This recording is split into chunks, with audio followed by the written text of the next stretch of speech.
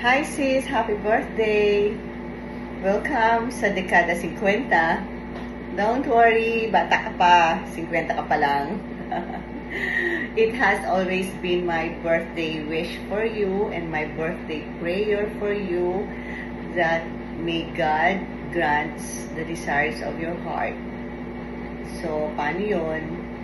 Just do your best and God will do the rest. You need to remember to know your priorities so that you can set aside distractions and truly focus on what matters most. Wayne, always remember that I am always here for you, no matter what. Just call me. I will give you my advice if you need it, and I will give you a hug when you needed it most. Again, happy birthday. Enjoy your day. I love you.